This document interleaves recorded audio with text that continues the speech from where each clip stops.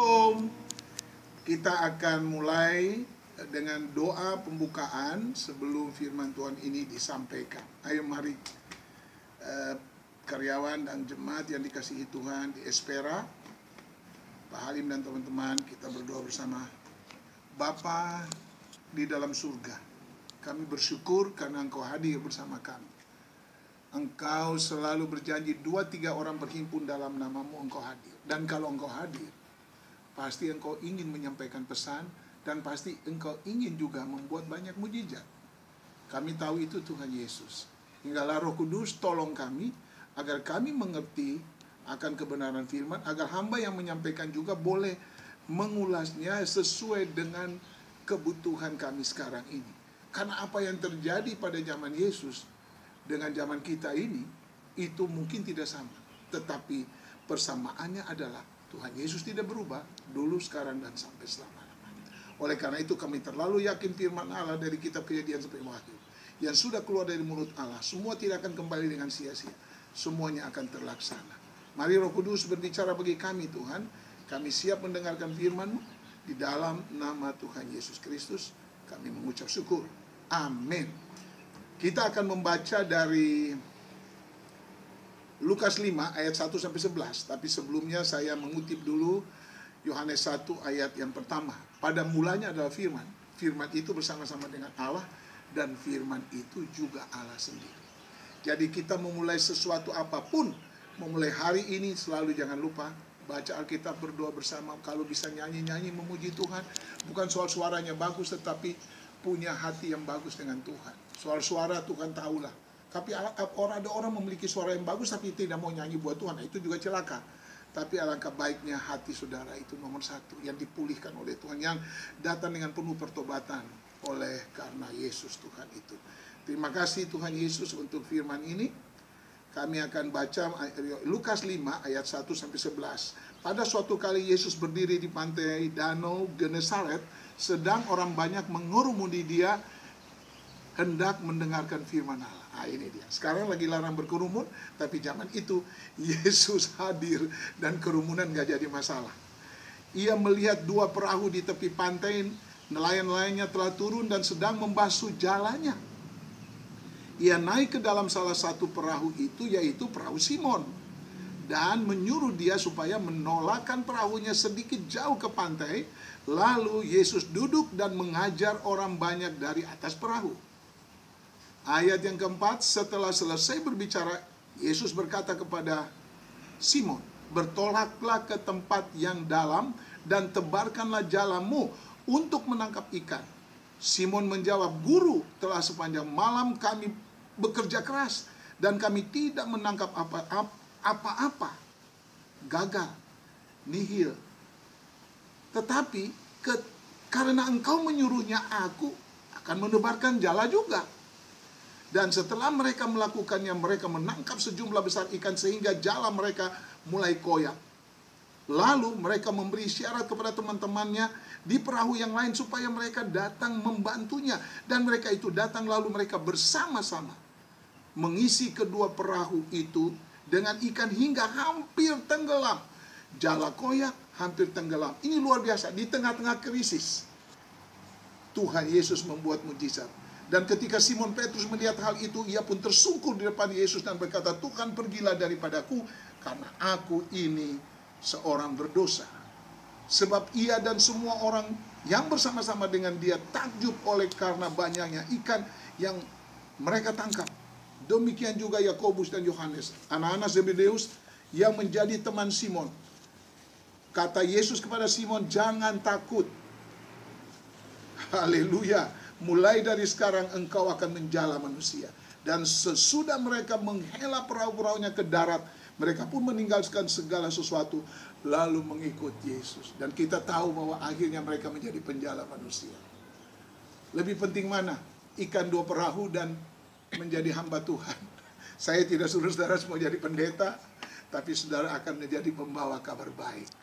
Berita Injil Yesus Kristus bahwa di bawah kolong langit ini tidak ada nama lain yang olehnya manusia dapat diselamatkan. Di dalam Yesus tidak ada yang sia-sia. 1 Korintus 15 ayat 58 bilang apa? Berdirilah teguh Jangan goyah. Dan giatlah selalu dalam pekerjaan Tuhan, sebab persekutuan dengan Tuhan, jeripayamu tidak akan sia-sia. Amin. Katakan amin, amin. Puji Tuhan. Sebelum kita masuk lebih dalam, saya punya cerita. Karena kami berasal dari Indonesia bagian timur, di Ambon, di kampung saya, di daerah saya, kalau orang menangkap ikan itu gampang sekali, saudara. Kita tidak perlu nggak pancing, cuma ke laut aja. Tiba-tiba kita lihat kerumunan ikan sudah banyak, kita main tendang aja begitu ke laut, atau diusir saja ikan bisa naik ke darat dan kita bisa makan. Ada 3 orang nelayan dari Ambon, dari Maluku, dan dari Manado, dan kemudian dari Papua. Dari Ambon bilang kalau di beta pun kampung, beta cuma kasih turun jalan 2 meter. Ikan sudah masuk semua di jalan. Sampai penuh sudah, kita susah kuat angkat lagi. Udah tidak kuat untuk tarik lagi karena terlalu banyak ikan. Kemudian dari Manado bilang, ya kalau itu orang pe kampung, kita cuma 1 meter. Cuma 1 meter doang, saudara. Jadi tidak mau kalah. Di Papua beda, saudara. Di Papua bilang, saya tidak perlu tabarkan jalan. Saya lagi bikin beres jalan di atas perahu. Tiba-tiba ikan naik ke atas perahu, dan ikan itu katakan, kakak ada umpan, kak. Wah, saudaraku, luar biasa. Kalau undang Yesus ke dalam kehidupan kita, ke dalam perahu keluarga kita, perahu bisnis kita, tidak ada krisis yang dapat menakutkan kita, menghancurkan kita. Karena Yesus bisa berbuat hal-hal yang tidak mungkin menjadi mungkin. Mujizat masih ada sampai hari ini. Yang pertama, mutiara yang pertama, menangkap ikan dapat mutiara. Nah, kira-kira judulnya seperti itu. Dalam kehampaan ada kelimpahan. Wah, karena Yesus. Yang pertama, firman Tuhan ternyata lebih hebat dan lebih dahsyat dari pengalaman kita untuk berusaha atau berbisnis. Ayat 5 sampai ayat yang ke-7. Coba lihat di situ, ayat 5 sampai 7. Simon menjawab, Guru, telah sepanjang malam kami bekerja keras dan kami tidak menangkap apa-apa. Tetapi karena engkau menyuruhnya, aku akan menebarkan jala juga. Ini yang buat Simon nanti merasa berdosa. Karena dia pikir, ini Yesus tahu, kita ini kan ahli menangkap ikan. Kita kan tahu nih soal espera, bukan Yesus. Itu celaka. Kita kan tahu soal masalah COVID, masalah obat atau vaksin. Undang Yesus dulu. Berdoalah supaya ini orang-orang yang lagi mencari obat dan vaksin ini dapat. Tapi kalau tidak pun dapat, sampai kapan kita percaya? Anak-anak Tuhan yang berseru memanggil nama Yesus, darah Yesus dan bilu-bilu Yesus berkuasa. Tuhan tolong. Walaupun ada hamba Tuhan banyak yang mati juga karena sembrono mungkin, karena kurang hati-hati. Tetapi kita percaya perlindungan Tuhan tetap ada, mujizat masih terjadi, mujizat masih ada dalam nama Yesus Tuhan. Yang pertama, firman Tuhan ternyata lebih hebat, lebih dahsyat dari pengalaman kita apapun. Pengalaman masa lalu mujizat pernah terjadi, oke, tapi pengalaman hari ini berbeda. COVID yang sekarang ini baru loh, saudara. Para medis tuh bingung di seluruh dunia. Mutasi-mutasinya membingungkan banyak orang, tetapi ternyata bagi Tuhan Yesus tidak ada yang mustahil. Amin. Yang kedua, firman Tuhan ternyata mampu merubah kegagalan, kehampaan menjadi kelimpahan. Ayat 6, 7 dan Ibrani 11 ayat 3. Dia yang menciptakan langit dan bumi ini. Dia berkuasa juga mengadakan yang tidak mungkin menjadi mungkin. Haleluya, haleluya. Ayat 6 dan 7 dibilang apa? Dan setelah mereka melakukannya, mereka menangkap sejumlah besar ikan sehingga jala mereka mulai koyak. Lalu mereka memberi syarat kepada teman-temannya di perahu yang lain supaya mereka datang membantunya. Dan mereka itu datang. Lalu mereka bersama-sama mengisi kedua perahu itu sehingga mengisi dengan ikan hingga hampir tenggelam, Hati-hati kalau espera diberkati Tuhan nanti bisa tenggelam kalau nggak sampai kita mengandalkan Tuhan. Kalau Yesus ada di perahu itu, percayalah tidak akan tenggelam. Pernah terjadi kan? Yesus tidur di buritan dan mereka murid-murid ketakutan, ada badai besar dan mereka berteriak, Guru, engkau tidak peduli kalau kita binasa. Yang ketiga, firman Tuhan ternyata jauh lebih berharga dari ikan tangkapan yang 2 perahu itu dan hampir tenggelam. Ayat ke-8. Firman Tuhan ternyata luar biasa. Yang keempat, Firman Tuhan ternyata memiliki kuasa yang luar biasa, sehingga nelayan sederhana yang gagal menangkap ikan diubahkan dan berhasil menjadi pengkhotbah handal yang memenangkan 3.000 jiwa lebih bagi Kristus. Kisah Rasul 2 ayat 41. Luar biasa, sekali khotbah 3.000 orang bertobat. Bahkan di Kisah Rasul 4 5.000 orang bertobat juga. Ini mujizat luar biasa, saudara. Dan yang kelima, haleluya, firman Tuhan ternyata memiliki kuasa yang luar biasa itu, saudara. Melipat gandakan penuaian yang dahsyat. Firman Tuhan juga ternyata mampu membuat manusia duniawi kagum dan takjub akan apa yang kita alami. Yang keenam, firman Tuhan juga ternyata mampu menjawab doa Yesus supaya semua tubuh Kristus menjadi satu. Gara-gara berkat itu kita memanggil gereja-gereja yang lain. Ayo kita bersama-sama yuk menangkap ikan. Apa itu ikan? Jiwa-jiwa yang akan kita bawa kepada Tuhan Yesus. Multiplication harvest, ada pelipat gandaan penuaian ini akan terjadi. Percayalah, Yesus akan datang kembali dan waktunya tidak akan lama. Tetapi Injil harus diberitakan menjadi kesaksian semua bangsa. Sesudah itu tibalah kesudahan. Kesudahan dunia ini tergantung orang percaya memberitakan Injil atau tidak. Doa-doa kita, datanglah kerajaan, jadilah kehendak-Mu di bumi seperti di surga. Dan ketaatan kita untuk terus mengandalkan Tuhan. Terkutuklah orang yang mengandalkan manusia dan kekuatannya sendiri, tapi diberkatilah orang yang mengandalkan Tuhan. Haleluya. Yang ketujuh, firman Tuhan ternyata berkuasa membuat nelayan bahkan pemungut cukai menjadi murid dan rasul. Nelayan sederhana, pemungut cukai yang suka korupsi, menjadi murid dan rasul yang luar biasa. Lukas pasal 5 ayat 10-11 dan Lukas 5 ayat 28. Haleluya, haleluya. Rela meninggalkan hasil usahanya jadi hamba Tuhan. Saya tidak suruh semua bisnismen meninggalkan usahanya. Anda berusaha dan ada yang penginjil. Siapa tahu ada di perusahaan Espera yang dipanggil menjadi pendeta, menjadi penginjil, menjadi hamba Tuhan. Dan Espera terus berjalan maju bersama Yesus. Yang terakhir, yang ke-8, firman Tuhan ternyata jauh lebih tinggi dari nama-nama Allah. Mazmur 138 ayat 2. Kalau Anda mau baca dalam bahasa Inggris, New King James Version, itu lebih jelas bahwa firman Tuhan itu luar biasa. Nama-nama Allah sangat lebih tinggi kuasanya daripada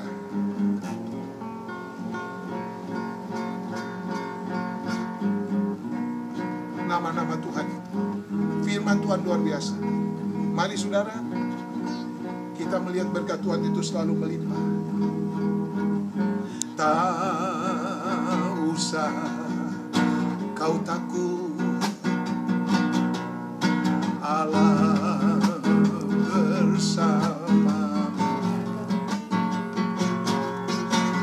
Tak usah kau bimbang, Yesus peliharamu.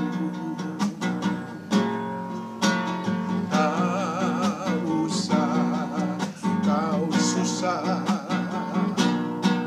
Roh Kudus hiburmu.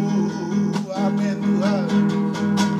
Tak usah kau cemas, Dia memberkatimu.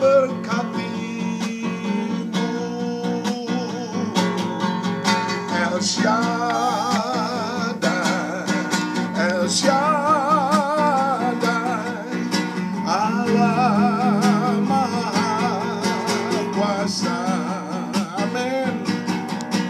Dia besar, Dia besar. El Shaddai mulia, El Shaddai, El Shaddai, Allah Maha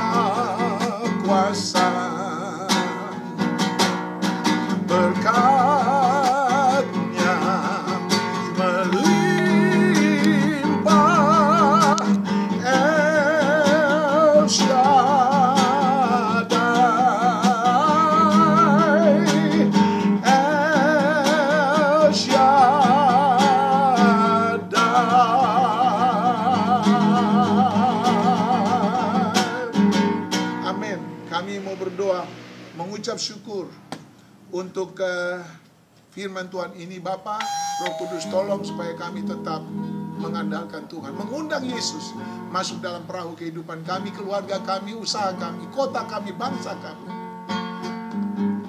Pertama-tama kami berdoa, minta perlindungan Tuhan di masa pandemi ini untuk para karyawan, staf dan owner PT Espera agar diberi kesehatan dan sejahtera selalu. Damai sejahtera Kristus yang ada itu memberi kita kekuatan lebih sehingga kita bisa bertahan menghadapi virus apapun juga. Kalau virus yang paling mematikan adalah dosa, bisa Tuhan selesaikan. Virus yang kecil gini, Tuhan yang mampu menyelesaikan. Asal ikut protokol kesehatan, jangan sembrono. Tuhan tolong perusahaan agar tetap berjalan di masa ekonomi yang sulit ini. Kami tetap percaya ketika murid-murid tidak menangkap apa-apa. Espera sepertinya tidak menangkap apa-apa, percayalah. Berjalan terus bersama Tuhan. Pasti Tuhan memberkati. Inilah contoh yang terjadi, yang kami lihat hari ini Tuhan. Akan terus terjadi di kehidupan anak Tuhan dimanapun juga. Espera akan menjadi saksi, mercusuar untuk bercerita bagi banyak orang. Dengan Yesus kami sanggup melakukan perkara-perkara yang besar. Dan yang terakhir, berkat untuk pemerintah bangsa dan negara. Tuhan Yesus, tolong Presiden Joko Widodo dengan Pak Maruf Amin dan semua jajarannya, eksekutif, legislatif. Tuhan memberkati staf Satgas gugus tugas COVID-19, dan kami dengar ada obat dan vaksin yang sedang dicari oleh beberapa ahli medis di Indonesia, ahli kesehatan. Tuhan tolong, kami minta pertolongan Tuhan. Kalau bukan hikmat dari Roh Kudus, permulaan hikmat itu takut akan Tuhan, tidak mungkin orang menemukan sesuatu yang baru. Tolong Bapak campur tangan, dan kami percaya jerih payah kami di dalam Tuhan tidak akan sia-sia. Doa dan doa mengandalkan Tuhan dengan firman-Nya. Dengar arahan Yesus kemana kamu harus menebarkan jalan. Dan percayalah, apa yang Tuhan Yesus arahkan pasti itu yang terbaik. Haleluya, haleluya. Terpuji namamu Tuhan Yesus, dari sekarang dan sampai selama-lamanya. Anugerah dan sejahtera dari Allah Bapa, cinta kasih yang manis dari Tuhan Yesus yang tidak pernah berubah dulu, sekarang, dan sampai selama-lamanya akan terus menyertai kami dari sekarang sampai Maranatha Yesus datang, bahkan sampai selama-lamanya. Amin. El Shaddai, El Shaddai, Allah Maha Kuasa. Dia besar, Dia besar, El Shaddai, mulia, El Shaddai, El Shaddai, Allah Maha Kuasa. Berkat